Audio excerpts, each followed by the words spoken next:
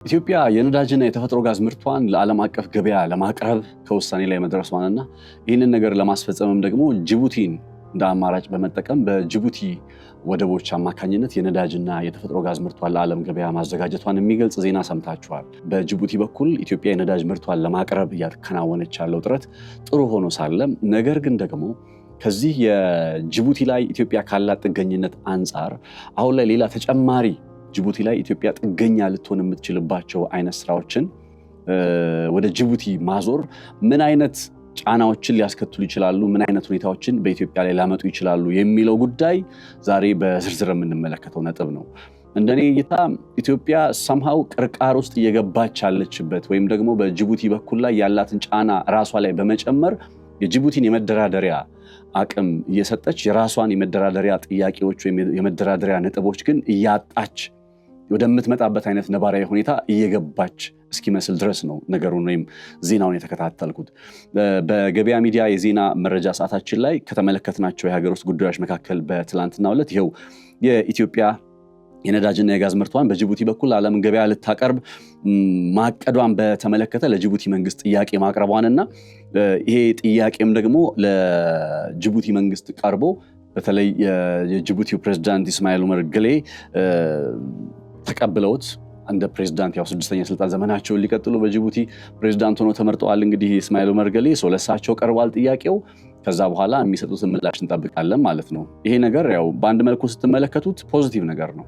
ምንም ኢትዮጵያን አደጋ ውስጥ የሚያስገባ ኢትዮጵያን ጫና ውስጥ የሚያስገባ ነው ተብሎ ከላይ ሲታይ የሚገለጽ አይነት አይደለም። ነገር ግን በዝርዝር ወደ ውስጥ ያለውን ስንመለከት ኢትዮጵያ በጅቡቲ ላይ ጥገኛ ነች ብለን ስንገልጽ ደግሞ ያ ጥገኝነቷን ማሳያ የሚሆኑልን ነገሮች ምንድን ናቸው የሚለውን ነገር ስንፈትሽና በእንደዚህ አይነት ነባራዊ ሁኔታዎች ላይ አሁን እያነሳውላችሁ ያለ አይነት የነዳጅና የተፈጥሮ ጋዝ ምርትን በጅቡቲ በኩል ለማቅረብ ተዘጋጅተናል፣ ፓይፕላይን ልንዘረጋ ነው ምናምን የሚል ነገሮችን ስታስቡ ወዴት እያመራ ነው የሚለውን ጥያቄ መጠየቅ አይ ቲንክ ጤናማነት ይመስለኛል። ይህንን የኢትዮጵያ መንግስት ውሳኔ በገበያ የዛሬ ፖድካስት ጥንቅራችን ላይ እንፈትሻለን፣ እንቃኛለን። አብራችሁ እንድትሆኑ በአክብሮት ጋብዛለሁኝ። ነፃነት ላቀው ነኝ። በገበያ ፖድካስት ላይ ቆይታ አደርጋለሁኝ።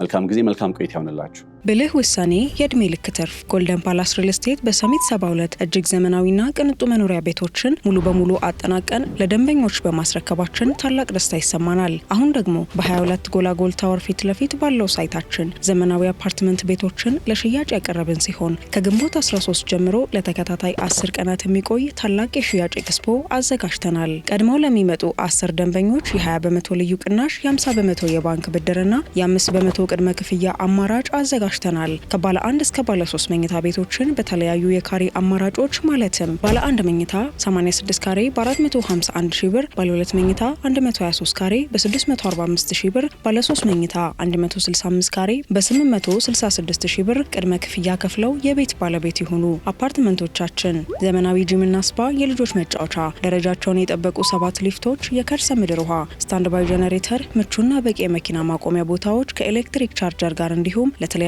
አገልግሎቶች የሚውሉ ሰፊ ቴራስ ያላቸው ናቸው። ይፍጠኑ፣ ቀድሞ ይመዝገቡ። ለበለጠ መረጃ በ0911 58 71 93 ላይ ይደውሉልን። ጎልደን ፓላስ ሪል ስቴት። የኢትዮጵያና የጅቡቲን ግንኙነት ሳስብ ወደ አእምሮዬ ከሚመጡ ታሪካዊ ክስተቶች መካከል በ1908 ዓ.ም በኢትዮጵያና በጅቡቲ መካከል ያው በጊዜው ጅቡቲ ስታስተዳድር የነበረችው ፈረንሳይ ነች። በኢትዮጵያና በፈረንሳይ መካከል ተፈርሞ የነበረ አንድ ስምምነት ነበር። ይህ ስምምነት በጦርነት ጊዜ ሁሉ የኢትዮ ጅቡቲ የባቡር መስመር ለኢትዮጵያ አገልግሎት ስራ ይውላል የሚል ሀሳብን ያጠቃለለ ነው። ታዲያ ለአውሮፓውያን አቆጣጠር በ1935 እና 36 ጦርነት ሲነሳ ወይም የኢትዮ ጣሊያን ሁለተኛው ጦርነት ሲከተል ኢትዮጵያ በጅቡቲ በኩል የጦር መሳሪያ ለማስገባት ያው ከዚህ ቀደም ስምምነት ስለነበራት በ1908 ከፈረንሳይ ጋር ያከናወነችው ስምምነት ስለነበር በዛ ስምምነት መርህ አሁን ጠላት ከበባ ውስጥ ገብቻለሁኝ፣ ጫና ውስጥ ገብቻለሁ በሚል የጦር መሳሪያ ልታስገባ ስትሞክር ወይም እንቅስቃሴ ስታከናውን ፈረንሳይ የፈረመችውን ውል አሻፈረኝ ብላ እንደነበር አይዘነጋም። ይህ ጉዳይ ጣሊያን በዓለም ላይ የተከለከለ መርዛማ ጭስ በኢትዮጵያ ላይ በመጠቀም ጦርነቱን እንዲያሸንፉ ከፍተኛ አስተዋጽኦ አበርክቶላቸዋል እንደሚባለው ሁሉ በሁለተኛ ደረጃ ደግሞ ወይም ጣሊያን የመርዝ ጭስ ከመጠቀሟ ጋር ተመጣጣኝ በሆነ ሁኔታ ሊገለጽ የሚችለው የኢትዮጵያውያኑ ሽንፈት ዋነኛ ምክንያት ምንድነው ከተባለ ኢትዮጵያ በኢትዮ ጅቡቲ ባቡር መስመር ላይ የጦር መሳሪያ እንድታስገባ ከፈረንሳይ ጋር ተፈራርመው የነበረውን ስምምነት ፈረንሳይ አሻፈረኝ በማለቷ ነው። ይህንን ጥናት የታወቁት ሃርሎንድ ማርክስ የባህር በር ጉዳይ ጋር አያይዘው ይዘውት በወጡ አንድ ጥናታዊ ጽሑፍ ላይ ያሰፈሩት መረጃ ነው። ይሄኛውን ነገር ላስታውሳችሁ የፈለኩት በጅቡቲ ላይ ያለ ጥገኝነት ሁልጊዜ ምን አይነት ጫና አይታወቅማ። በዚህ ቀጠና ላይ ያለው ነገር ፕሬዲክተብል አይደለም፣ ተገማች አይደለም። ይሄ አካባቢ ነገ ወደ ምን አይነት የጂኦፖለቲካ እንቅስቃሴ ውስጥ ሊገባ እንደሚችል እንዲህ ብለን መናገር አንችልም። ከዛ አንጻር ከዚህ ቀደም በታሪክ ላይ ጅቡቲ ላይ የነበረን ጥገኝነት በኢትዮ ጅቡቲ የባቡር መስመር የጦር መሳሪያ እናስገባለን የሚል ስምምነትን አድርገን እንኳ ነገር ግን ስምምነቱ ተፈጻሚ እንዲሆን የኃይለ ሥላሴ መንግስት ጥያቄን ሲያቀርብ እነ ፈረንሳይ ስምምነቱን አይተው እንዳላዩ ሰምተው እንዳልሰሙ ነው የሆኑት። ስለዚህ አሁን ላይ እስከ ጅቡቲ ጋር ያለን አጋርነት፣ ከጅቡቲ ጋር የምንፈርማቸው ስምምነቶች፣ ከጅቡቲ ጋር የምናከናውናቸው አጋርነትና ትብብሮች በጊዜ ሂደቱ ውስጥ ኢትዮጵያን ወደ ምን አይነት ጫና ውስጥ ነው ሊያስገቡ የሚችለው የሚለው ጉዳይ ከዚህ አንጻር መፈተሽ ይኖርበታል። እንደ ጋዜጠኛ በምስራቅ አፍሪካ ቀንድ ጉዳይ ላይ በመካከለኛው ምስራቅ ጉዳዮች ላይ በትኩረት እንደሚሰራ ከ10 ዓመታትን በላይ በዘርፉ ልምድ እንዳካበተ ጋዜጠኛ ይህንን የኢትዮጵያ መንግስት በጅቡቲ በኩል የነዳጅና የተፈጥሮ ጋዝ ምርት ለዓለም ገበያ የማቅረብ እቅድ ውሳኔውን እፈትሻለሁኝ። እንደ ገበያ ሚዲያ መረጃውን ባላንስድ በሆነ መልኩ እይታዬን አቀርብላችኋለሁኝ ማለት ነው። አሁን የመጀመሪያው ነጥብ የሚሆነው ኢትዮጵያ በጅቡቲ በኩል የነዳጅና የተፈጥሮ ጋዝ ምርትን ለማቅረብ አቅዳ መንቀሳቀሷ ምን ማለት ነው የሚለው ነው። ይህንን ጥያቄ ለመመለስ ኢትዮጵያ በጅቡቲ ላይ አሁን ላይ ያላት ጥገኝነት እንዴት ይገለጻል የሚለውን ሐሳብ መዳሰስ የግድ ያስፈልጋል። የተለመደውን ዳታ በማቅረብ ልጀምር። ኢትዮጵያ 90-95 ከመቶ የሚሆን የገቢ ወጪ ምርቷ መነሻና እንግዲህ ያው ዋነኛ ሀብ መተላለፊያ ሆኖ የሚያገለግለው የጅቡቲ የነዶራሌህ ወደብ ናቸው። ይሄ የምታውቁት መረጃ 90-95 ከመቶ የኢትዮጵያ የገቢ ወጪ ንግድ በጅቡቲ ላይ በመንጠልጠሉ ምክንያት ኢትዮጵያ ለጅቡቲ ስንት ብር ትከፍላለች? ከ5 እስከ 8 ቢሊዮን ዶላር በየዓመቱ ትከፍላለች። የጅቡቲ መንግስት የጀርባ አጥንት የኢትዮጵያ የገቢ ወጪ ንግድ ነው። እንግዲህ እንዳለመታደል ሆኖ በመሪዎቻችን ከዚህ ቀደም በሰሯቸው ስህተቶች ምክንያት ኢትዮጵያ ከወደብ ተደራሽነትና ከወደብ ባለቤትነት ከተገፋችበት ጊዜ አንስቶ ባለፉት ዓመታት ከ1980ዎቹ አጋማሽ አንስቶ እንበለው ባለፉት ዓመታት ጅቡቲ ለኢትዮጵያ ልትተካ ማትችል በጣም ቁልፍ እጅግ ስትራቴጂካዊ የሆነች ሀገር ለመሆን በቅታለች። ይህንን አይነት ስትራቴጂካዊ ጥቅም ለኢትዮጵያ የምትሰጠው ጅቡቲ ኢትዮጵያ አማራጭ ወደቦችን ለመፈለግ በምታከናውናቸው ጥረቶች ላይ በርከት ባሉቱ አጋጣሚዎች እንደ ስጋት እንደ ጥርጣሬ ነው የምታየው።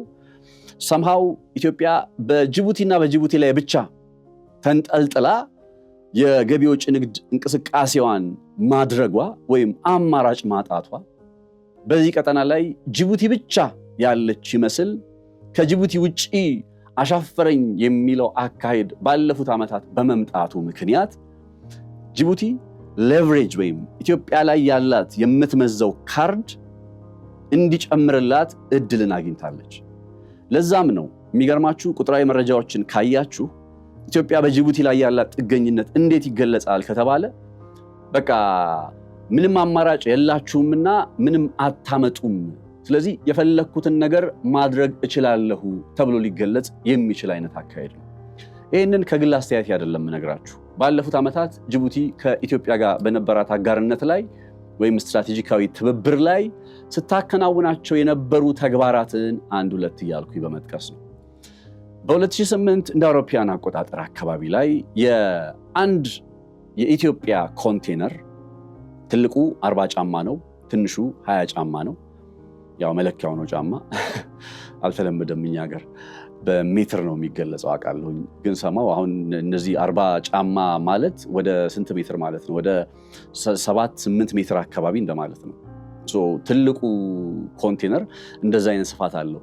ለአንድ ትልቅ ኮንቴነር ጅቡቲ ወደብ ውስጥ መጥቶ በሚያርፍበት ጊዜ ወይም ከሚራገፍበት ቅጽበት አንስቶ ከጅቡቲ ወደብ እስከሚነሳበት ጊዜ ድረስ ያሉት ቀናት ለጅቡቲ መንግስት እንደ ትርፍ ነው የሚቆጠሩት።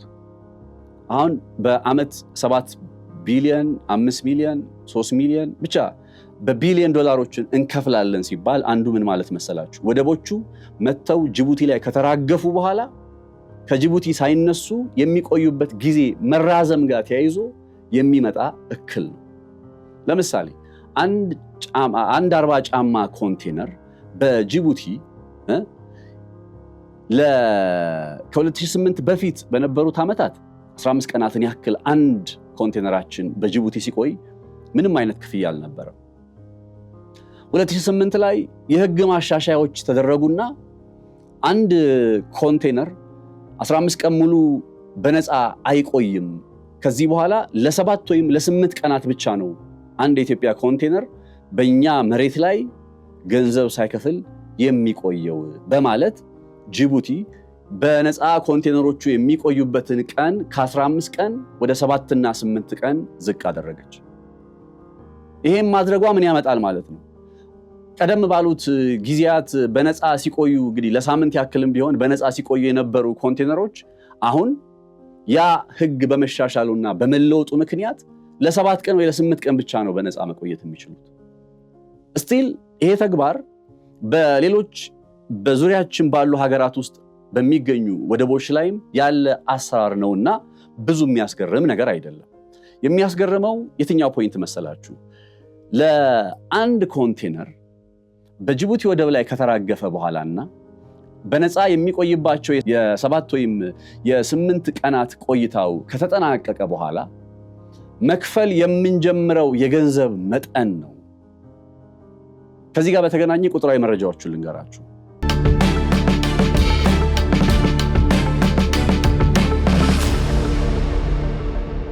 እንግዲህ በጅቡቲ ወደብ ላይ አንድ ኮንቴነራችን ከተራገፈ በኋላ የሚከፈለው ገንዘብ ከ2008 በፊት በነበሩት ዓመታት ላይ ለ40 ጫማ ለትልቁ ኮንቴነር $20፣ ለትንሹ ኮንቴነር ደግሞ ከዛ ያነሰ ገንዘብ ነው የሚከፈለው $20። መቼ?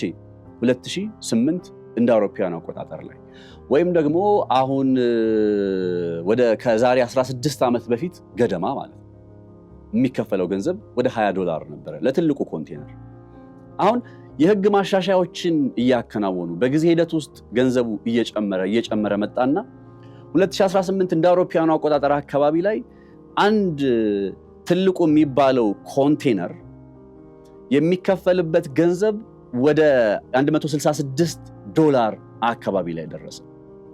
አስቡ፣ በ2008 ላይ $20 የሚከፈልበት በ2018 እንደ አውሮፓውያን አቆጣጠር ላይ $160 ገደማ ደረሰ።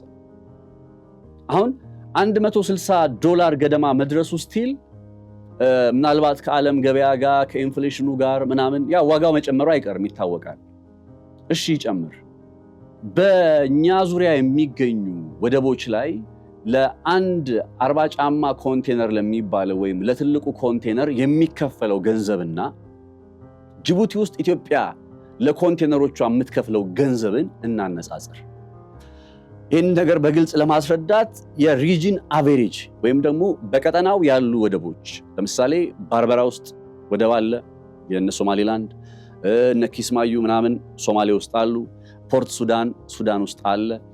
ኬንያ የላሙ ወደብ አለ። በጥቅሉ በዚህ ቀጠና ላይ ያሉ ወደቦች አማካኝ ለአንድ ኮንቴነር ስንት ብር ያስከፍላሉ፣ ስንት ዶላር ያስከፍላሉ የሚለውን ካያችሁት በ2018 ላይ ያለውን መረጃ ነው የምነግራችሁ። በአማካኝ ለትንሹ ኮንቴነር $96 ነው አማካኝ ክፍያው። 20 ጫማ ለሚባለው ኮንቴነር በአማካኝ በእኛ ቀጠና ላይ በ2018 የሚከፈለው ዶላር $96 ነው። ትንሹን ኮንቴነር በጅቡቲ ግን ኢትዮጵያ ስንት ብር ነው የምትከፍለው? $133 የአሜሪካን ዶላር ይሄ ትንሹ ኮንቴነር ላይ ነው። ትልቁ የሚባለው 40 ጫማ የሚባለው ኮንቴነር ላይ እስካላችሁ ደግሞ የቀጠናው አማካኝ $150 አካባቢ የቀጠናው አማካኝ። በጅቡቲስ ኢትዮጵያ የምትከፍለው ስንት ነው ካላችሁ እስከ $170 አካባቢ። አሁን ለምንድን ነው ይሄ የሚሆነው ነው? በቀጠናው ያሉ በዙሪያችን ያሉ ሀገራት ሁሉ በአማካኝ ዝቅተኛ ክፍያ እየጠየቁ የጅቡቲው በዚህ ደረጃ ጭማሪ ያሳየው ለምንድን ነው? ያው የጅቡቲ ዋነኛ እንግዲህ ገቢ ወጪ ንግድ የምታስተናግደው የኢትዮጵያን እንደሆነ ይታወቃል። ስለዚህ ጅቡቲ ውስጥ ያለው ነገር በአንድም ይሁን በሌላ ከኢትዮጵያ ጋር የተገናኘ ብቻ ነው። በቀጠናው አማካኝ ሪጅን አቨሬጅ በሚባለው ላይና ጅቡቲ ላይ ስፔሲፊክሊ ደግሞ ኢትዮጵያ በምትከፍለው ላይ ያለው የዋጋ ጭማሬ የኢትዮጵያ ናሽናል ሎጂስቲክ ስትራቴጂ በ2018 እንደ አውሮፓውያኑ አቆጣጠር ያወጣው ሪፖርት ላይ የጅቡቲ የካርጎ ሃንድሊንግ በሚል የሚከፈለው ገንዘብ በቀጠናው ካለ አማካኝ ውስጥ እጅጉኑ ከፍተኛ መሆኑ እንደ አንድ ችግር ተነስቶ በሪፖርት መልክ ኢትዮጵያ ውስጥ ቀርቧል። የኢትዮጵያ ናሽናል ሎጂስቲክ ስትራቴጂ ሪፖርት 2018 ላይ ገብታችሁ መመልከት ትችላላችሁ። አሁን የነገርኳችሁን ቁጥራዊ መረጃዎች ከዛ ላይ ነው ያገኘኋቸው። አንድ ይሄ ምስል ምንድነው የሚያሳየው ካላችሁ ጅቡቲ ከቀጠናው ካሉ ሀገራት ከባርበራ ወደብ፣ ከፖርት ሱዳን፣ ከፖርት ላሙ ኬንያ ውስጥ ካለው፣ ሶማሊያ ውስጥ ካሉት ከነ ኪስማዮ ከነ ምናምን ከምንላቸው የበለጠ ገንዘብ ኢትዮጵያን ታስከፍላለች። the only thing በዚህ ደረጃ ጅቡቲን እንደ የልብ የሰጣት ጉዳይ በመሰረታዊነት ኢትዮጵያ አማራጭ የሌላት ከጅቡቲ ወደብ ውጪ በዚህ ቀጠና ላይ ሌላ የምትጠቀምበት ወደብ ስለሌላት ነው። ይሄ ነገር የማይቆጫችሁ ከሆነ በእርግጥም ኢትዮጵያ የባህር በር ባለቤትም ተደራሽም መሆን አይገባትም ብትሉ አይገርመኝም። ይሄ ነገር ግን አንደኛው ይሄ ቁጭት ሊቀሰቅስባችሁ የሚገባው ስሜት በእርግጥም ኢትዮጵያ ወደብ በባሌም በቦሌም እንደተባለው ያስፈልጋታል ማለት ነው የሚለውን ጉዳይ መሆን እንዳለበት አጽንኦት መስጠት ፈልጋለሁ።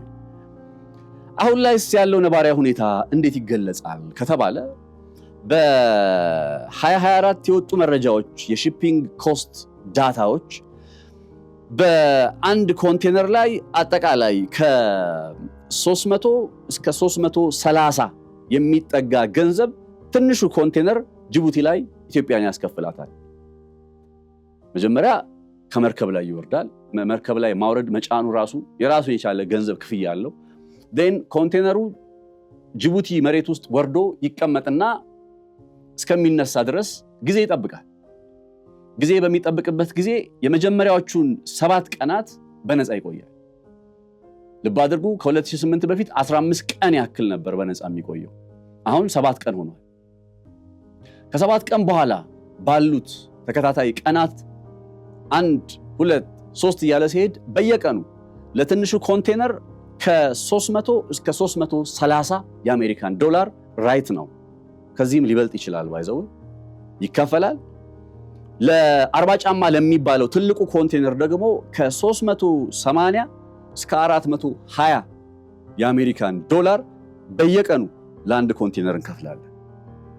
አንድ ኮንቴነር ማለት ያው አይ ሆፕ ግልጽ ነው። ይሄ አንድ ስካኒያ እየጎተተው የሚሄደው ኮንቴነር ማለት ነው። ኢትዮጵያ ስንት ኮንቴነር ታስገባለች በአመት? እነዛ ኮንቴነሮች እዛ ቦታ ላይ ለስንት ቀናት ያክል ይቆያሉ? እነዛ ወጪዎች ተደማምረው ነው እንግዲህ ኢትዮጵያ በአመት ለጅቡቲ ከ5 ቢሊዮን እስከ 8 ቢሊዮን ዶላር ድረስ ትከፍላለች የሚባለው። ፍትሃዊ ባልሆነ መንገድ እንከፍላለን የምላችሁ ምን ይለዚህ ይሲ ጅቡቲ ላይ አማራጭ ማጣታችን እንዲህ አይነት ጥገኝነት ውስጥ አስገብቶናል። በገለጽኩላችሁ ቁጥራዊ መረጃዎች መሰረት ላይ በግልጽ እንደሚታየው ከቀጠናው አማካኝ ሪጅን አቨሬጅ ከሚባለው በብዙ እጥፍ የበለጠ በብዙ መቶኛ ከፍ ያለ ክፍያ ኢትዮጵያ ለጅቡቲ ትከፍላለች። የጅቡቲ መንግስት አሁን ላይ 70% የሚሆነው የሀገሪቱ በጀት ብድር ነው። እና ያንን ብድር መክፈል አለበት። እንዲያውም ባለፈው ቻይና በጅቡቲ መንግስት ላይ ያቀረበችው አንድ ቅሬታ እነ ኡመር ገሌ ብድር መክፈል ስላልቻሉ ያው ከጥቂት ዓመታት በፊት የሰራችው የኬላ አለ አይደል የወደብ ኬላ ያንን ወርሳለሁ እስከማለት ደርሳለች ቻይና። ለምን? ጅቡቲ ብድር ስላልከፈለች። እና ለጅቡቲ የበጀቷ 70% የሚያክለውን በብድር ለምትተዳደር ሀገር ይሄንን ብድር የምትከፍይበት መንገድሽ አማራጭሽ ምንድነው ተብላ ብትጠየቅ ኢትዮጵያ ገንዘብ ትከፍላለች በየዓመቱ፣ ከዛ ገንዘብ ላይ የሚገኘውን እየቀነስኩ ከፍላለሁ ነው። አይ በቂ አይደለም እየተከፈለን ያለው ገንዘብ ብለው ቅሬታ ካቀረቡ ብድር ሰጪዎቹ ምንድነው የምታደርገው? ጅቡቲ ኢትዮጵያ መንግስት ላይ ወይም የኢትዮጵያ ኮንቴነሮች ላይ የምትጠይቀውን ገንዘብ ትጨምራለች፣ ከፍ ታደርጋለች። ዋስትና የለንም። ነገ ለአንድ ኮንቴነር $1000 ክፈሉ እንደማትለን ዋስትና የለንም። ነገ ኮንቴነሮቻችሁ መክፈል ያለባችሁን ገንዘብ ስላልከፈላችሁ ማሳለፍ አልችልም እንደማትል ዋስትና የለንም። አማራጭ ያስፈልገናል የምንለው የውዴታ ግዴታችን ስለሆነ ነው።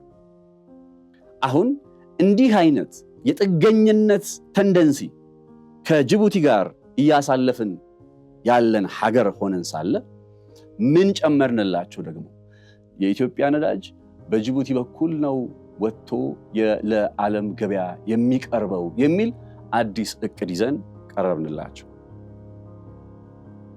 ምናልባት ይሄ የኢትዮጵያ መንግስት ውሳኔ ከቀናት በፊት ወደ ኢትዮጵያ የመጡት የፈረንሳዩ ጠቅላይ ሚኒስትር ኢማኑኤል ማክሮን ከሳቸው ቆይታ ጋር ይገናኝ ይሆንን የሚል ጥርጣሬ በውስጤ ላይ አለ። ተጨባጭ የሆኑ መረጃዎችን ማግኘት አልቻልኩም። እንደው ግን ሐሳቡ ውስጤ ላይ ስላለ ጠቆም ማድረግ ፈልጌ ነው። ፈረንሳይ የጅቡቲ ቅኝ ገዢ ሀገር ነበረች። በዚህ ሰዓትም በጅቡቲ ውስጥ ሰፊ የሆነ የጦር ሰፈር ካላቸው ሀገራት መካከል ትጠቀሳለች። ጅቡቲ በምስራቅ አፍሪካ ቀንድ ላይ ብቻ ሳይሆን በአፍሪካ ላይ ሀገሪቱ ፉትፕሪንቷ አሻራዋ አድርጋ የምትመለከታት ግዛት ነበረች፣ ሀገር ነች። እና ይሄ የማክሮን ከሰሞኑ ወደ ኢትዮጵያ የመምጣታቸው ጉዳይና ኢትዮጵያ ደግሞ የነዳጅና የተፈጥሮ ጋዝ ምርቷን በጅቡቲ በኩል ለዓለም ገበያ ለማቅረብ መዘጋጀቷ እኔ ጥያቄ ፈጥሮብኛል። ይቅርታ ተከታታዮቻችን፣ በጣም ጥያቄ ፈጥሮብኛል። ጥያቄው ለምን ፈጠረብህ ከተባለ ዜናው ላይ ከቀረቡ ሐሳቦች መካከል ጥገኝነታችንን የሚጨምሩ ወይም ለጅቡቲ ሌቨሬጁን ወይም የመደራደሪያ ካርዷን ከፍ የሚያደርግላት ነጥቦች ይስተዋላሉ የሚያስብለው ምንድነው? አንዱ የኢትዮጵያ መንግስት የነዳጅ ማስተላለፊያ መስመሮችን ወደ ጅቡቲ ይዘረጋል። የተፈጥሮ ጋዝ ማስተላለፊያ መስመሮችን ወደ ጅቡቲ ይዘረጋል። ምክንያቱም መቼስ እንደው ስንቱን በታንከር ጭነን እናጓጉዛለን? አዋጭም አይሆንም። ስለዚህ ሰምሃው የኢትዮጵያ መንግስት የፓይፕላይኖችን የነዳጅ ማስተላለፊያ ቧንቧዎችን ይገነባል። ከዛ በእነዚህ የነዳጅ ማስተላለፊያ መስመሮች ላይ ነዳጁ ወጣ ከሚባልበት ቦታ በቀጥታ ወደ ምን ይሄዳል? ወደ ጅቡቲ ይሄዳል። አሁን ኢፈርቱ is very good። የኢትዮጵያ መንግስት ይሄንን እንቅስቃሴ መጀመሩ በጣም አሪፍ ነው። ነገር ግን አትሊስት ነው እኮ ቢያንስ አማራጭን ከማስፋት አንጻር በተወሰነ መልኩ ወደዚህ ውሳኔ ውስጥ ከመግባት በፊት ነገሮችን ፕሮሰስ ማድረግ አይፈልግም ወይ ነው ትልቁ የጅቡቲ መከራከሪያ ፖይንት። ምን መሰላችሁ? ጅቡቲ ለኢትዮጵያ ያላት ቅርበት ነው። ጅቡቲና ለምሳሌ ሌላኛው አማራጭ ሆኖ የሚቀርበው ጉዳይ የባርበራ ወደብ ነው። የባርበራ ወደብና የጅቡቲ ወደብ ለኢትዮጵያ ከተሞች ያላቸውን ቅርበት ካያችሁት የጅቡቲው በብዙ ይቀርባል። ያው የተወሰነ ልዩነት አለው። የተወሰኑ 100 ኪሎ ሜትሮች ልዩነት ሊኖረው ይችላል። ነገር ግን በነዛ የ100 ኪሎ ሜትሮች ልዩነት ሳቢያ ተገደን ወደ ጅቡቲ የነዳጅ ማስተላለፊያ መስመራችንን ካደረግን ይሄን ያክል ለምሳሌ ወደ $10 ቢሊዮን ያስፈልጋል የተባለው አይደለ? ይሄንን የነዳጅ ማስተላለፊያ መስመር ቱቦች ምናምን ለመዘርጋት $10 ቢሊዮን ገደማ ያስፈልጋል የተባለው። $10 ቢሊዮን ገደማ አውጥተን የነዳጅ ማስተላለፊያ ከሰራም በኋላ ገንዘብ አልተረፈንም አኛ። ከዛ ጅቡቲ አሁን የመደራደሪያ አቅሟም ጨምሮላታል። ስለዚህ በኢትዮጵያ ኮንቴነሮች ላይ የሚከፈለው ክፍያ አሁንም ከቀጠናው አማካኝ ከፍተኛ ነው። ስለዚህ በቀጣይ ደግሞ ከዚህም በላይ እጨምራለሁኝ። መብቷ ነው፣ ነፃ ገበያ ነው። እንደወሰደኝ ነፃ ገበያ እስከሆነ ድረስ ብትጨምርብን ለምን ጨምርሽ ማለት አንችልም። እንዳትጨምርብን ማድረግ ግን የኛ ኃላፊነት ነው። ወይ በሚቀርበው እቅድ ላይ የጅቡቲ ይሄንን ነገር እንደ ሌቨሬጅ በመያዝ በቃ ኢትዮጵያ አማራጭ የላትም። ኦልሬዲ ነዳጇን በኔ ነው የምታቀርበው። ነዳጇን በኔ ስለምታቀርብ ወደ ሌላ ቦታ ለመሄድ ፍላጎት አይኖራትም። ስለዚህ ምንም አታመጣም በሚል ሴንስ የሆነ ጫና ሊያሳድርብን የሚችል ነገር እንደማታከናውን ዋስትና ስምምነት ማድረግ የእቅዱ አካል መሆን ካለበትም አንዱ የእቅዱ አካል መሆን ያለበት ጅቡቲ አትሊስት ለመጪዎቹ ይሄን ያክል ዓመታት በወደቦቿ ላይ የኢትዮጵያን ኮንቴነሮች ላይ የጫነችው የገንዘብ ክፍያ አሁን ላይ እስከ $420 ድረስ ይደርሳል የሚባለው በቀን እኮ ነው። $420 ድረስ የምንከፍልበት ክፍያ እንደማይጨምር ከዚህ በላይ አዲስ ነገር እንደማይመጣና ያም ደግሞ በአመት የተገደበ ለ5 ዓመት ሊሆን ይችላል፣ ለ10 ዓመት ሊሆን ይችላል፣ በየ10 ዓመት የሚታደሱል በየ20 ዓመት የሚታደሱል ሊሆን ይችላል የምናከናውነው። ነገር ግን ዋስትና የግድ ያስፈልጋል። ብልህ ውሳኔ የዕድሜ ልክ ትርፍ። ጎልደን ፓላስ ሪል ስቴት በሰሚት 72 እጅግ ዘመናዊና ቅንጡ መኖሪያ ቤቶችን ሙሉ በሙሉ አጠናቀን ለደንበኞች በማስረከባችን ታላቅ ደስታ ይሰማናል። አሁን ደግሞ በ22 ጎላጎል ታወር ፊት ለፊት ባለው ሳይታችን ዘመናዊ አፓርትመንት ቤቶችን ለሽያጭ ያቀረብን ሲሆን ከግንቦት 13 ጀምሮ ለተከታታይ 10 ቀናት የሚቆይ ታላቅ የሽያጭ ኤክስፖ አዘጋጅተናል። ቀድመው ለሚመጡ 10 ደንበኞች የ20% ልዩ ቅናሽ፣ የ50% የባንክ ብድርና የ5% ቅድመ ክፍያ አማራጭ አዘጋጅተናል። ከባለ 1 እስከ ባለ 3 መኝታ ቤቶችን በተለያዩ የካሬ አማራጮች ማለትም ባለ 1 መኝታ 86 ካሬ በ451 ሺህ ብር፣ ባለ 2 መኝታ 123 ካሬ በ645 ሺህ ብር፣ ባለ 3 መኝታ 165 ካሬ በ866 ሺህ ብር ቅድመ ክፍያ ከፍለው የቤት ባለቤት ይሁኑ። አፓርትመንቶቻችን ዘመናዊ ጂምና ስፓ፣ የልጆች መጫወቻ፣ ደረጃቸውን የጠበቁ 7 ሊፍቶች፣ የከርሰ ምድር ውሃ፣ ስታንድ ባይ ጄኔሬተር፣ ምቹና በቂ የመኪና ማቆሚያ ቦታዎች ከኤሌክትሪክ ቻርጀር ጋር እንዲሁም ለተለያዩ አገልግሎቶች የሚውሉ ሰፊ ቴራስ ያላቸው ናቸው። ይፍጠኑ፣ ቀድመው ይመዝገቡ። ለበለጠ መረጃ በ0911 58 71 93 ላይ ይደውሉልን። ጎልደን ፓላስ ሪል ስቴት። ይህንን ስራ ለማከናወን የኢትዮጵያ ኢንቨስትመንት ሆልዲንግስ ተቋም ነገሩን ያስፈጽመዋል ይባላል። እነ ዳንጎቴም አሉ። በሁለት ምዕራፎች ሲተገበር የመጀመሪያው ምዕራፍ ከጅቡቲ ወደቦች ወደ ኢትዮጵያ የሚዘረጋ መስመር ይገነባል። ከዛ ደግሞ ይቀጥልና ከኢትዮጵያ ሶማሌ ክልል ውስጥ ከሚገኘው የኦጋዴን አካባቢ ተነስቶ ወደ ጅቡቲ የሚዘረጋ መስመር ይዘረጋል። ይሄ ነገር ከተከናወነ በኋላ ነው ስራው የሚጀምረው። አጠቃላይ $10 ቢሊዮን ወጪ ይጠይቃል። ይሄ ነገር ያው በዜናዎቹ ላይም በግልጽ እንደተመላከተው የዚህ ፕሮጀክት መሳካት ያው በዜናዎቹ ላይ እንደተመላከተው በኢትዮጵያ በጅቡቲና በዳንጎቴ ኢንቨስትመንት ግሩፕ መካከል ያለውን ትብብር ወደ ላቀ ስትራቴጂካዊ ግንኙነት እንደሚያሳድግ ይጠበቃል። which is very good እንዳልኳችሁ ነው። በጣም ፖዚቲቭ ነው። 720 ኪሎ ሜትር ርቀት የሚገነባ የነዳጅ መስመር በጣም ጥሩ ነው። አሁን የኔ ጥያቄ ግልጽ ለማድረግ ያክል ይሄ ሌቨሬጅ ለጅቡቲ ተሰጣት።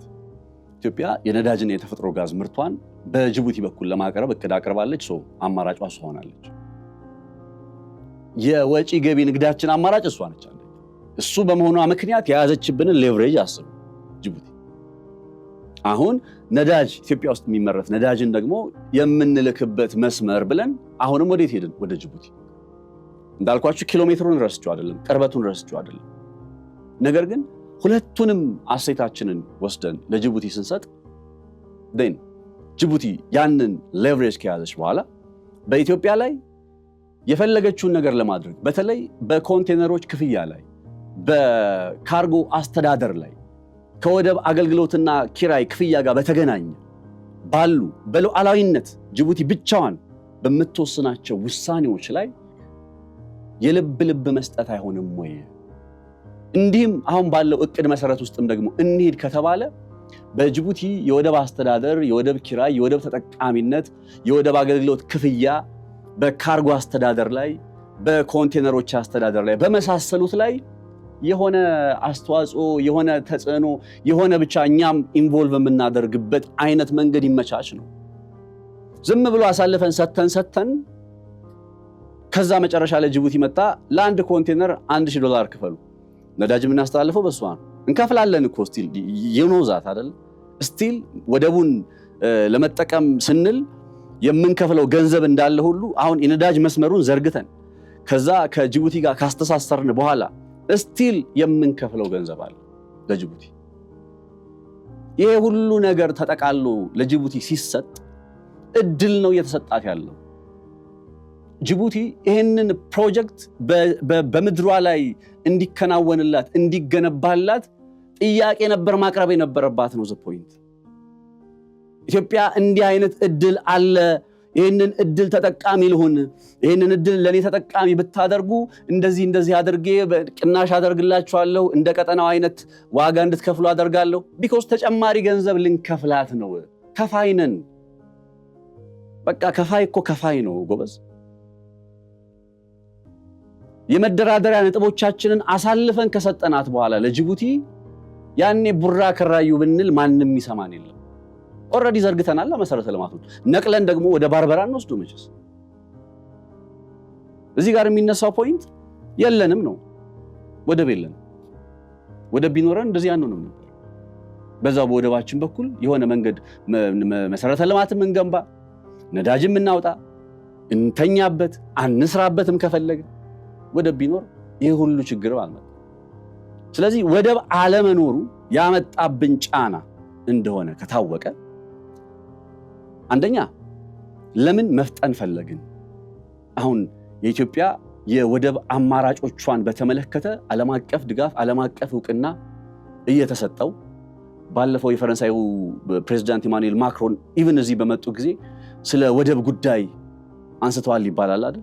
እነ እስራኤል እነ ኢራን ማንም አይደግፈናል ወደብ ጥያቄያችን በሰላማዊ መንገድ ይሁን እንጂ ያንን ጉዳይ የሆነ መስመር ለማስያዝ ጥረት ተደርጎ የሆነ ቅርጽ ካስያዝ ነው በኋላ አማራጫችንን ካመቻቸን በኋላ አሁን በዚህ በኩል መውሰድ ይችላል የነዳጅ መስመሬን ነዳጅና የተፈጥሮ ጋዝ ለዓለም ገበያ ማቀርብበትን መስመር በባርበራ መውሰድ ይችላል። ነገር ግን ካለን አጋርነት አንፃር በእናንተ በኩል በሄድ የተሻለ ነው።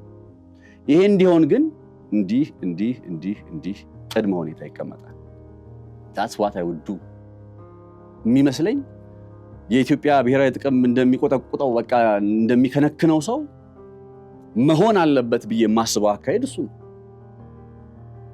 እንጂ ሁሉንም ነገር ሰተናት ለጅቡቲ ከዛ ጅቡቲ ላይ አሁን ባለፈው ኢቭን የግብጽ እንቅስቃሴ በዚህ ቀጠና ላይ ስትሮንግ ሆኖ ሲነሳ አንዳንድ የዜና ምንጮች ወደ ጅቡቲ ግብጽ የጦር ኃይሏን ልታስገባ ነው እስከ ማለት ደርሰው እንደነበር አይዘነጋም ማለት እውነትም ይሁን ውሸት ተወርቷል ወሬው።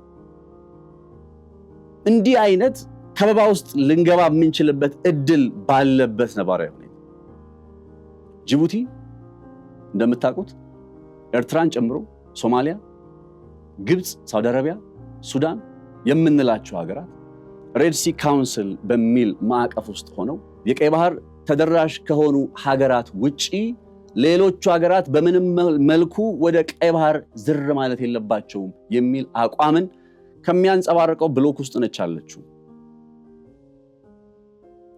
እንዴት ነው ያለንን ነገር ሁሉ ጅቡቲ ላይ ዘፍዝፈን ወይም እንደው ለጅቡቲ ሰተን ከዛ በኋላ በቀጠናው ላይ ጠንካራ ተጽዕኖ ፈጣሪ ሆነን ለመውጣት ጥረት የምናደርገው? ነዳጁ ለምሳሌ ወጣ ሲባል በጊዜው በሶማሌ ክልል ውስጥ በስራ እንቅስቃሴ ላይ ነበርኩኝና 2010 ምናምን አካባቢ ካሉብና ኢላላ የሚባሉ ቦታዎች ናቸው ነዳጅ ወጣ የተባለባቸው አካባቢዎች። ከዛ በዜናም ተነገረ አይደለ? ነገር ግን ያው ነዳጅ በረከት ብቻ አይደለም እንደምታውቁት፣ ነዳጅ እርግማንም ጭምር ነው በተለይ በአፍሪካ። እና ይሄ የነዳጅ ጉዳይ ቀስ እያለ ነው የመጣው እንደምታውቁት። የተፈጥሮ ጋዝ ጉዳይ ቀስ እያለ ነው የመጣው። ይሄ በቃ ነዳጅ አገኘው ስለዚህ ምናምን ብላችሁ የምትወስኑበት አይደለም። ነገሩን ፕሮሰስ እየተደረገ ቀስ ብሎ በተረጋጋ በሰከነ መንገድ እዚህ እንደደረሰ ሁሉ አሁን ደግሞ ወደ ዓለም ገበያ ለማቅረብ እየተዘጋጀን ነው በሚባልበት ሰዓት ላይ ለምን ጥድፊያ ውስጥ እንገባለን? ጥድፊያ ነው ይሄ። ወደ ጅቡቲ የሚለው ጉዳይ ምናልባት ኢንቨስትመንቱ ላይ የነ ዳንጎቴ ጣልቃ ገብነት which is a good opportunity እነ ዳንጎቴ ኢንቨስትመንት ግሩፕ በማዳበሪያው ላይም አሉ እንደምታውቁት። አሁን በነዳጁ ላይም ጭምር እንዲህ አይነት የኢትዮጵያ ነዳጅ እንዲህ ብናረገው በሚለው እንቅስቃሴ ላይ መምጣታቸው very good። ነገር ግን እንደ ስትራቴጂካዊ ጥቅም እንደ ብሔራዊ ጥቅም ለኢትዮጵያ እንዲህ አይነት ሁኔታ ውስጥ መግባት ምን ይሰጣታል? ምን ይነሳታል? ለዳንጎቴ ግሩፕ ገንዘብ ማግኘትና ገንዘብ ማጣት ነው። ለኢትዮጵያ ግን ስትራቴጂካዊ ጥቅምን ማግኘት፣ ብሔራዊ ጥቅምን ማግኘት ወይም ማጣት እንደማለት ነው። እኔ እቅድ መቅረቡ ጥሩ ሆኖ ሳለ የጅቡቲ መንግስት ከዚህ የኢትዮጵያ እቅድ ጋር ለመስራት የራሱን ፕሮፖዛል ያስገባልን ባይ ነኝ። ያም ሆነ የጅቡቲ መንግስት ከኛ ጋር ለመስራት ይሄንን አይነት መሰረተ ልማት ይዘንለት ስንሄድ እንደዚህ እንድናገር የሚያደርገኝ ምን መሰላችሁ? እኛ ለጅቡቲ የማንተካ ጅቡቲ ለኛ እኮ ብቻ አይደለችም። ጅቡቲ ኢትዮጵያ ላይ የተንጠለጠለች ሀገር ነች። ወደብ ክፍያው ከሚባለው ውጪ ኤሌክትሪክ ፓወር፣ የግብርና ምርቶች፣ የእንስሳት ምርቶች በስንቱ ጅቡቲ ኢትዮጵያ ላይ የተንጠለጠለች ሀገር ነች። ለጅቡቲ ህልውና ኢትዮጵያ ታስፈልጋለች። ያንን ታሳቢ ባደረገ መልኩ ሰጥቶ መቀበል ሊባል በሚችል መልኩ እቅዱ ካልተመራ በቃ ኢትዮጵያ በጅቡቲ በኩል ነዳጅ ልታቀርብ አስባለች የሚል ይህንን ነገር አጽድቆ የሚል አይነት እቅድ ከሆነ ያቀረብነው I don't think that works። በፍጹም ትርፋማ ያደርገናል፣ ስትራቴጂካዊ ጥቅማችንን ብሔራዊ ጥቅማችንን ያስከብራል የሚል አተያይ የለኝም። ለምን ጥገኛ ነን። አሁን በጅቡቲ ላይ ሌላ ተጨማሪ ጥገኛ የምንሆንበትን እድል ሰጠናቸው። ሌቨሬጁ በእጃቸው ከገባ ኢትዮጵያ ላይ በወደብ ጉዳይ ጋር ተያይዞ ለሚያከናውኑት ለየትኛውም ነገር የልብ ነው። ሌቨሬጅ በእጃቸው አለ። አደጋ መደገን ይችላሉ። ስለዚህ ለኢትዮጵያ አሁን የነዳጅ ኃይሏን የነዳጅ ምርቷን የተፈጥሮ ጋዝ ምርቷን እንደዚህ ወደ ዓለም ገበያ ለማቅረብ ስትዘጋጅ ከዛ ጎን ለጎን አብሮ መሄድ ያለበትና እንዲያውም ለዓለም ገበያ ማቅረብ ከመጀመራችን በፊት የሆነ ውጤት ልናይበት የሚገባው አንድ ጉዳይ የኢትዮጵያ አማራጭ የወደብ ተደራሽነት የሚባለው ጉዳይ ነው። ይሄ እኮ የጅቡቲ ላይ ያለን ጥገኝነት እናንተ እንደው ጠቅላላ ብሎ ሲገለጽ ከ5 እስከ 8 ቢሊዮን ዶላር ምናምን የሚባለው ነገር ሩቅ ይመስላችኋል? ያ ማለት ቀረብ እናድርገው ከተባለ በየዓመቱ ለጅቡቲ አንዳንድ ታላቁ የኢትዮጵያ ህዳሴ ግድብን አይነት የሚሰራ ገንዘብ እንሰጣታለን ማለት። አንድ ታላቁ ህዳሴ ግድብ በየዓመቱ ነው ከ5 እስከ 8 ቢሊዮን ዶላር ስናወጣ አንዳንድ ታላቁ የኢትዮጵያ ህዳሴ ግድብን በየዓመቱ እንሰጣታለን። እኛ ታላቁ የኢትዮጵያ ህዳሴ ግድብን ለመስራት እንግዲህ ወደ 5 ቢሊዮን ዶላር 5.2 እንደዚህ ቢሊዮን ዶላር ገደማ አይደለ አጠቃላይ በጀቱ የሚባለው 15 ዓመት ፈጅቶብናል። ብዙ ዋጋ ከፍለናል። ስንት ኢትዮጵያዊ አስተዋጽኦ እንዳበረከተ እኔ እንኳን በአቅሜ እንዴት አስተዋጽኦ እንዳበረከትኩ እናንተ ይህን ፕሮግራም እየተከታተላችሁ ያላችሁም የየራሳችሁ ታሪክ አላችሁ። ታላቁ የኢትዮጵያ ህዳሴ ግድብን ለመገንባት ያደረጋችሁት አስተዋጽኦ አለ። እያልኳችሁ ያሉት ግን ለጅቡቲ መንግስት በየዓመቱ አንዳንድ ታላቁ የኢትዮጵያ ህዳሴ ግድብ የሚያክል አይነት ወይም የሚያወጣ አይነት ገንዘብ እየከፈልን ነው። እንዲህ አይነት ሌቨሬጅ እኛ ይዘን ከፋይነን ቅድም ያልኳችሁ እምንከፍል ሆነን እንዴት ነው ደግሞ አሁን ዋስትናችን ባላረጋገጠ መልኩ ሌላ ተጨማሪ ጫና ሊያመጣብን የሚችል ቅርቃር ውስጥ ሊያስገባን የሚችል አይነት አካሄድን የምንከተለው ነው? በዚህ ጉዳይ ላይ የትኛውም ሰው አስተያየትን ለመስጠት ከፈለገ በዚህ ጉዳይ ላይ ለመከራከር ከፈለገ አም ኦፕን። ገበያ ሚዲያ ክፍት ነው። የለም ይሄ ፕሮጀክት በጅቡቲ በኩል ነው መሄድ ያለበት ምናምን የሚቀርበው መከራከሪያ የኪሎ ሜትሩ መከራከሪያ ብቻ ነው። ሌላ ምንም መከራከሪያ የለም። ከጅቡቲ ወደ ኢትዮጵያ ለመቅረብ ያለው ቅርበት በኪሎ ሜትር ያለው ቅርበት 700 ስንት ነው? 20 ኪሎ ሜትር እንደዚህ እነ ባርበራ በተወሰነ ይርቃሉ። ምናልባት ውሃ ያነሳል እኮ የመከራከሪያ ነገር ግን ከዘላቂ ጥቅም አንጻር አስቡት። ከዘላቂ ብሔራዊ ጥቅም አንጻር ዘለቄታዊነት ካለው ስትራቴጂካዊ ጥቅም አንጻር ወይንም ደግሞ የግድ በጅቡቲ በኩል ነው መሄድ ያለብን ከተባለ ደግሞ ጅቡቲ ላይ ምን ዋስትና አለን? እነዚህ ሌቨሬጆች ተጠቅማ ኢትዮጵያ ላይ ጫና ላታሳድር የምትችልበት እስኪ ስምምነት እንጥቀስ። የኢትዮጵያ መንግስት ከጅቡቲ ጋር እንዲህ ያደረገበትን አይነት ስምምነት ተፈራረመ ወይም ተከናወነ እንደዚህ የምንላቸው እንጥቀስ። እነሱ እኔ እስከማውቀው ድረስ የማስታውሰው የለም። የጅቡቲ መንግስት በፈለገበት ጊዜ ዋጋ ይጨምራል፣ በቃ ይቀጥላል ነገሩ። እንዴት ነው ኢትዮጵያ ውስጥ አይደለም ኑሮ ቀርቶ ብዙ ነገር ይወደዳል። እንደዚህ በዚህ አይነት ነባራዊ ሁኔታ ውስጥ ስንቀጥል ነገሮቹ እየከበዱ ነው የሚመጡት። ምክንያቱም እጣ ፈንታችንን ለማን እየሰጠን ነው? ለጅቡቲ። ጠቅልልን እኮ ነው፣ አንዱን እኮ አይደለም። ከ5 እስከ 8 ቢሊዮን ዶላር የመክፈላችንን ጉዳይ እሺ እንደው ይቀጥል ብለን ብናስብ እንኳን አሁን ደግሞ የነዳጅ የተፈጥሮ ጋዝ ምርታችንን በአንቺ በኩል ነው የምናስተላልፈው ስንል ሌላ የሚያመጣብን ጫና የለም ወይ ነው ጥያቄው። እያንዳንዱ ኢትዮጵያዊ በነገራችሁ ላይ በየዓመቱ ለጅቡቲ ኦልሞስት ወደ 35,000 ብር ይከፍላል። እኔ፣ አንተ፣ አንቺ ሁላችን። ሪፖርተር በጣም የሚገርም ትንተና ይዞ ወጥቶ ነበረ ከሆኑ ወራት በፊት አስታውሳለሁ። ማለት ለእያንዳንዱ ሃውስሆልድ ለእያንዳንዱ ኢትዮጵያዊ ምን ማለት ነው በሚል ማለት ከ33 እስከ 35,000 ብር በየዓመቱ እኛ ሁላችን በነፍስ ወከፍ።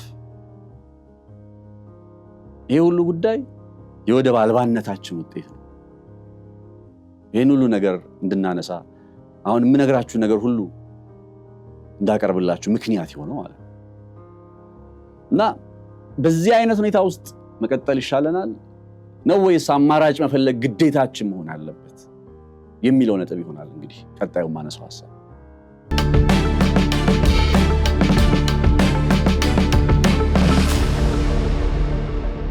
ከጅቡቲ ጋር ያሉ እንግዲህ ሐሳቦችን ሳነሳ ወይም ሐሳቦችን ሳቀርብ የመከራከሪያ ፖይንቶቼ ጅቡቲ ለኢትዮጵያ ታማኝ አጋር አይደለችም ወይም ለኢትዮጵያ አጋር መሆን አትችልም ከሚል አንጻር ሳይሆን እያደገ ከመጣ የኢትዮጵያ ኢኮኖሚ አሁንም እንግዲህ ነዳጅ ወደ ውጭ እስከ መላክ ወደምንደርስበት ደረጃ ላይ ከመምጣታችን አንጻር የኢትዮጵያ ሊገጥማት የሚችለው ስትራቴጂካዊ ቻሌንጆችን በጅቡቲ ወደብ ብቻ መቅረፍ እንችላለን ወይ ነው። በጅቡቲ ወደቦች ብቻ መፍትሄ መስጠት እንችላለን ወይ ከሚለው ፖይንት ኦፍ ቪው እንደሆነ እንድታቁልኝ ይፈልጋሉ። ጅቡቲ ቀደም ብዬ እንዳልኳቸው ማትተካ ሀገር እንደሆነች በቃ አይካድም። ድንገትም አይደለም በጅቡቲ በኩል ኢትዮጵያ ብዙ ነገሮችን የምትጠቀመው፣ የምታስገባው፣ የምታስወጣው በብዙ መልኩ ጥቅም ስላለ ነው። ያንን ጥቅሟን ግን ኢትዮጵያ ላይ ጫና ለማሳደር እየተጠቀመችበት እንደሆነ ደግሞ እንድታውቁ ፈልጋለሁ። ዛስዋይ ቅድም ከቀጠናው አማካኝ በጅቡቲ የምንከፍለው ከፍተኛ ነው የሚል ትንተናን ያቀረብኩላችሁ ለዛ ነው። እና የኢትዮጵያ መንግስት አሁን በዚህ ሰዓት ላይ የወደብ ጥያቄን ሲያነሳ የወደብ አማራጭ ያስፈልገኛል፣ የወደብ ባለቤት መሆን አለብኝ የሚሉ ጥያቄዎች ሲመጡ፣ ሲነሱ፣ ሲቀርቡ አንዱ ግዴታ የሚያደርግብን ነገር እንዲህ አይነት አሁን ያለንበት ነባራዊ ሁኔታ ነው። እያንዳንዱ ኢትዮጵያዊ በየዓመቱ ለጅቡቲ 33,000 35,000 ብር በአማካኝ እኮ ነው በነፍስ ወከፍ ደረጃ ይከፍላል ከተባለ ወይም ደግሞ ጠቅለል ብሎ ሲገለጽ ኢትዮጵያ በየዓመቱ ለጅቡቲ ከአንዳንድ ህዳሴ ግድብ ትሰጣለች እንደማለት ነው ተብሎ ነገሩ ሊብራራ የሚችል ከሆነ በእንደዚህ አይነት ስትራቴጂካዊ ቅርቃር ውስጥ ተቀምጣ ብትቀጥል እያደገ ከመጣ ኢኮኖሚ እያደገ ከመጣ የህዝብ ቁጥር አንጻር ጫናውን ኢትዮጵያ ላይ የሚያበዛና ምናልባትም በአንድ አጋጣሚ ላይ የሆነ ከበባ ውስጥ ብንገባ እኮ ማለት የኢትዮ ጣሊያን ጦርነትን መጀመሪያ ላይ እንደምሳሌ ያነሳውላችሁ ለዚህ ነው። የኢትዮ ጣሊያን ጦርነት ላይ በ1935 እና 36 እንደ አውሮፓውያን አቆጣጠር ኃይለ ሥላሴ እኮ ከፈረንሳይ መንግስት ጋር በጊዜው ጅቡቲን ያስተዳድር ከነበረው መንግስት ጋር በ1908 የተፈራረሙት ስምምነት ነበረ። በኢትዮ ጅቡቲ የባቡር መስመር አማካኝነት የጦር መሳሪያ አስገባለሁ የሚል ስምምነት ነበር። ጦርነት በመጣበት ሰዓት ላይ ኢትዮጵያ ተነስታ የጦር መሳሪያ ላስገባ ስትል ግን ፈረንሳይ አሻፈረኛለች። ከበባ ውስጥ ልንገባ የምንችልበት እድል አለ። ከዚህ ቀደም በታሪክ አይተነዋል። በሁለተኛው የኢትዮ ጣሊያን ጦርነት ጊዜ የተሸነፍነው አንድ በመርዝ ጭስ አማካኝነት ነው፣ በመርዝ ጋዝ አማካኝነት፣ ሁለት ደግሞ በስምምነት መሰረት ፈረንሳይ ኢትዮጵያን በመክዳቷ ነው። የጦር መሳሪያ በጅቡቲ በኩል እናስገባ የምንችልበትን እድል በመዝጋቷ ነው። አሁን ገቢ ወጪ ምርታችን በማን ነው? በጅቡቲ ነው። 90-95 ከመቶ። ጭራሽ ምን ልንጨምር ነው? የኢትዮጵያን ነዳጅ በጅቡቲ በኩል ለዓለም ገበያ እናቅርብ የሚል እቅድ ይዘናል። አይበለውና በዚህ ቀጠና ላይ ያውም ተገማች ባልሆነ በጣም ሆስታይል በሆነ በሁሉም አቅጣጫ ብዙዎችን በሚያስጨንቅ የሚድል ፓወር ሀገራት የኃይል ፉክክር ያለበት የሳውዲና የዩናይትድ አረብ ኤምሬት ውጥረት በነገሰበት እስራኤልና ቱርክ ነገ ወደ ምን አይነት ሁኔታ ውስጥ ሊገቡ በማይታወቅበት በዚህ ቀጠና ላይ ተቀምጠን ሁሉን ነገራችንን ጠቅልለው ለጅቡቲ መስጠት ጉዳይ አዋጭ ስላልሆነ አማራጭ መፈለግ ለኢትዮጵያ የውዴታ አይደለም፣ የግዴታ ግዴታ ነው። የኢትዮጵያን የባህር በር ጥያቄ ጉዳይ ስናነሳ ጥያቄው ጅቡቲን ትቶ ሌላ ባርበራ ስለመሄድ ወይም ደግሞ ከንትና ጋር ተኳርፎ የሆነ ጋር ወዳጅ ስለመሆን ወይም ደግሞ የሆነ የጦርነት ከበሮ ስለመጎሰም አይደለም። ስለ ኢትዮጵያ የባህር በር ጥያቄ ስናነሳ የምናነሳው የግዴታ ግዴታችን ስለሆነ ጭምር ነው። ለምን ያክል ዓመታት ነው ለጅቡቲ በየዓመቱ በአማካኝ በአንድ ቤተሰብ ውስጥ 5 ሰው ካለ 5ቱም ነው ባይዘው እያንዳንዱ 35,000 ብር እየከፈለ እያንዳንዱ በአንድ ቤተሰብ ውስጥ ያለው እያንዳንዱ ኢትዮጵያዊ ነው በነፍስ ወከፍ ቅድም ያልኳችሁ እሱ ነው። ይሄንን እየከፈልክ ወይም እየከፈልሽ ለምን ያክል ዓመት ነው ለመቆየት የተዘጋጀሽው ወይም የተዘጋጀው? ዳስ ዋይ የኢትዮጵያ የወደብ ጥያቄ የኢትዮጵያ የባህር በር ጥያቄ ሁለት መልክ አለው። አንደኛው የባህር በር ተደራሽነት የምንለው ጉዳይ ነው። የባህር በር ተደራሽነት የምንለው ጉዳይ ምናልባት ባለቤት በመሆን ላይሆን ይችላል። ለምሳሌ በባርበራ ወደብ በኩል በሶማሊላንድ የተጀመረ ጥረት የሆነ የቀጠናው ሙቀት እንዴት እንደለካና ቀጠናው ላይ እንዴት አይነት አዲስ አብዮት እንዳመጣ መቼስ ታውቃላችሁ። ለዛ ነው ባይዘው አሁን የምታዩት መራኮት ሁሉ የእስራኤል፣ የቱርክ፣ የነሳውዲ፣ የነዩኤኢ ይሄ ሁሉ መራኮት ሁሉ ያለው ከኢትዮጵያ ስታተስ ኮን የሚቀይር አይነት አካሄድ ልትከተል እንደምትችል በመታየቱ ነው።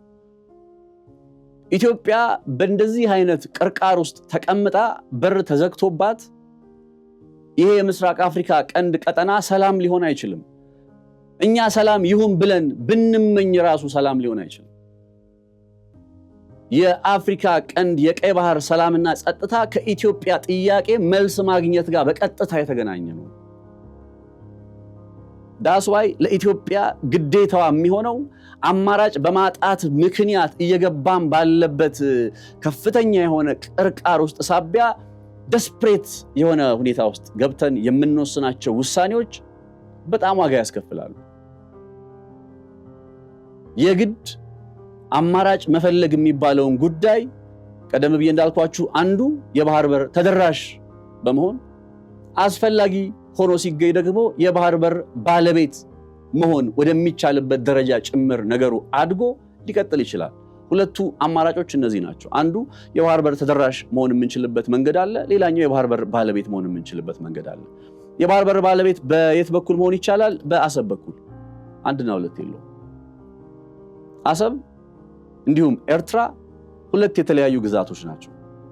ሁለት የተለያዩ ግዛቶች በ1980ዎቹ በነበሩት ስልጣን ላይ በነበሩት አካላት ስትራቴጂካዊ ስህተት ምክንያት ነው የተፈወዙት እና እንደ አንድ ኤርትራ የተባሉት እንጂ ኤርትራ አሰብን አያጠቃልልም።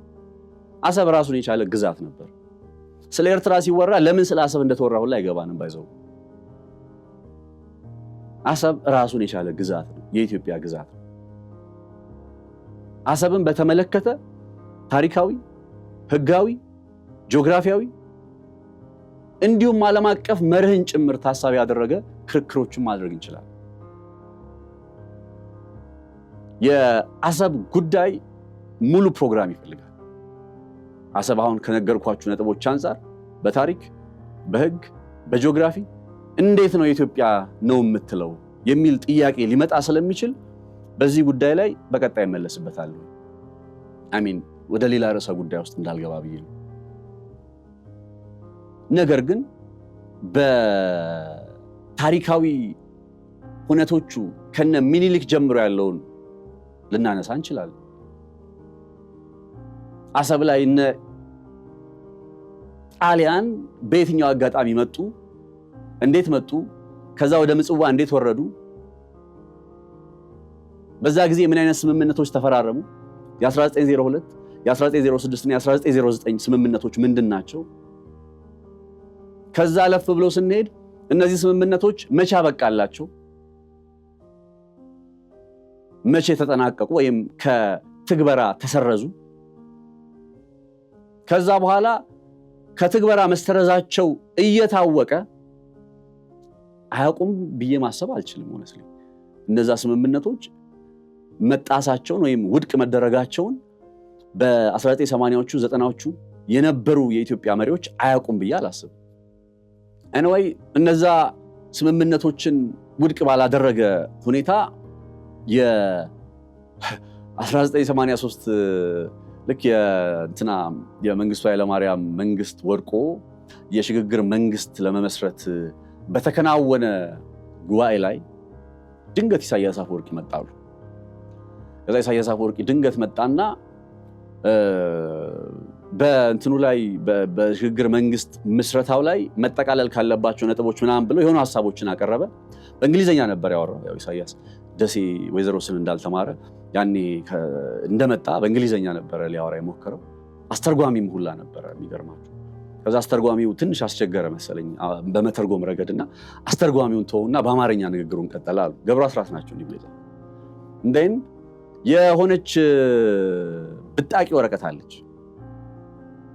በቃ አሰብና ኤርትራ የኤርትራ አካል ናቸው የሚለውን ጉዳይ አስቡ። ገና የሽግግር መንግስት ለመመስረት በተከናወነ ጉባኤ ላይ በቃ አንድ ብጣቂ ወረቀት፣ አንድ ሜሞ የዘመናት የኢትዮጵያን ቁጭት የሚቀሰቅሰውን የወደብ አልባነት ታሪክ ጀመረች እና የኢትዮጵያ የወደብ ባለቤትነት ጉዳይ ሲነሳ እንደ ድሮው እንዳልመስላችሁ ወይም እንደ ድሮው እንዳንመስላችሁ ኢትዮጵያ ወደብ ያስፈልጋታል የምንል ሰዎች የሆነ እያፈርን እየተሸማቀቅን የሆነ እንደው ምን ሊሆን ምናምን እያለን የምናነሳው ነጥብ እንዳይመስላችሁ በጣም በኩራት በእውቀት በማስረጃ በመረጃ የምናነሳው ጉዳይ ነው። በዚህ ጉዳይ ላይ የሚከራከር ሰው ካለ ስቲል ገበያ ሚዲያ ክፍት ነው ኤኒታይም። ይሄኛውን ነገር ግልጽ ማድረግ እፈልጋለሁ። ኤኒዌይ ግን የአሰብ ጉዳይ በዝርዝር እነዛ ነጥቦች ሪቫይዝ ማድረግ ያለብን ይመስለኛል። እመለስባቸዋለሁ በቅርቡ በደንብ በጥልቀት እመለስባቸዋለሁ። እስከዛ ድረስ ግን የኢትዮጵያ ወደብ የማግኘት አማራጭ ጉዳይን የኢትዮጵያ መንግስት የሆነ ባለፈውም ብያችኋለሁ ወደሆነ ደረጃ ሊያሸጋግረው ይገባል። የኢትዮጵያን ነዳጅና የተፈጥሮ ጋዝ በጅቡቲ በኩል ላቀርብ ነው ከማለት በፊት የሆነ ነገር ያስፈልጋል። የሆነ አማራጭ ያስፈልጋል። ያ አማራጭ ምንድነው? እንዴት ነው? ምናምን በሚለው ጉዳይ ላይ መቼስ አሁን ላይ እንዲህ ነው ብለህ ተናገር ብትሉኝ የምናገረው ነገር የለም። በዚህ ጉዳይ ላይ ሙሉ ጊዜያቸውን ሰጥተው የሚሰሩ ባለሙያዎቻችን፣ ኢትዮጵያውያን ወንድሞቻችን እህቶቻችን ስላሉ ብዙ አልጨነቅበትም። አስፈላጊ ከሆነ ግን በዛ ውስጥም ጭምር ጠለቅ ብለን ጥናት ማድረግ እንችላለን። ምንድነው መደረግ ያለበት በሚለው ላይ ይሄን ጉዳይ ከሆነ መንግስታዊ ስልጣን ላይ ካለ አካል ጋር በማገናኘት የምታዩ ሰዎች ስነ ስርዓት መያዝ አለባችሁ። የኢትዮጵያን የወደብ ጉዳይ ሲነሳ የሆነ ፖድካስት ላይ ያየው ነበረ ጉዳዩ ፖለቲሳይዝ ተደረገ ምናምን። ኦፍ ኮርስ የትኛው መንግስት ስልጣን ላይ ቢመጣ ይሄ እንደዚህ አይነት ነገርን ፖለቲሳይዝ ላይ ያደርግ አይችልም። የትኛው መንግስት ማለት ሳይታለም የተፈታ ሀቅ ነው። ፖለቲሳይዝ መደረግ አለመደረጉ አይደለም ብዙ የሚያስጨንቀኝ። እያቀረብን ያለው እየተሰራ ያለው ጥያቄ በምን ያክል ደረጃ እድገት እያሳየ ነው? ከጠየቅን መጠየቅ ያለብን ይሄን መንግስት እሱን ነው። ስንት ዓመት ሙሉ ነው ወደብ ያስፈልገናል እያለን ለመቆየት ያሰብነው? ወደ ሁለተኛው ምዕራፍ መቼ ነው የምንሸጋገረው የሚል ጥያቄ ነው ማቅረብ ያለብን። ካቀረብን ማለት የሆነ ኢትዮጵያን የሚጠቅማት እሱ ነው እንጂ ብልጽግና የሚባለው አካል ይሄን ጥያቄ ስላነሳው የኢትዮጵያ ወደብ ጥያቄ ጉዳይ ዜሮ ይብላ ምናምን የምንል ከሆነ ከማን ልጆቻችን አላሰብም። ወይም ደግሞ በየዓመቱ ከየኪሳችን እያወጣን የምንከፍለው 35000 ብር 33000 ብር ምናምን አካባቢ ገንዘብ ምንም አይመስለንም ማለት ለዛ ነገር መፍትሄ መስጠት የሚለው ጉዳይ ለመጀመር አሁን ላይ ከጅቡቲ ጋር በጋራ በመሆን የኢትዮጵያ ነዳጅ ወደ ውጭ ገበያ ለማቅረብ እየተዘረጋ ያለው እቅድ አንደኛ አማራጭ ማየትን ማጤን አለበት። ሁለተኛ አማራጭ እንኳን የለም ነገሩ በቃ ኦሬዲ ወደ ትግበራ ሊመጣ ምናምን አይነት ነገር ከተደረሰ ከኮንቴነሮች ኪራይና ክፍያ ጋር በተገናኘ የጅቡቲ መንግስት ኢትዮጵያን የሚያስከፍላት ገንዘብ ላይ ምንም አይነት ጭማሬ ወይም ደግሞ ብቻ ተመጣጣኝ የሚባል አይነት ክፍያ እንዲሆን የሚያረጋግጥ ስምምነት ለ5 ዓመታት ያክል ይሄን ያክል ዶላር እየከፈላችሁ ትቆያላችሁ። ለ10 ዓመታት ያክል ይሄን ያክል ገንዘብ እየከፈላችሁ ትቆያላችሁ። ለ50 ዓመታት ያክል እንደዚህ አይነት ገንዘብ ትከፍላላችሁ። ቢኮዝ እየወሰድን ያለው ለጅቡቲ እየወሰድንላት ያለው ነገር ኢንቨስትመንት ነው፣ ገንዘብ ነው፣ ከፋይ ነን። አንዳንድ ህዳሴ ግድብ በየዓመቱ እንከፍላታለን። ማይንድስ ለምንድን ነው ሁሉ ነገር ለሷ ሰተን በሷ ቅድመ ሁኔታ እቅድ ስናቀርብ ራሱ ዜናዎቹ ላይ እንዳዩዋቸው እቅዱ ለኡመር ገሌ ቀርቧል። ኡመር ገሌ እያሰቡበት ነው ምናምን።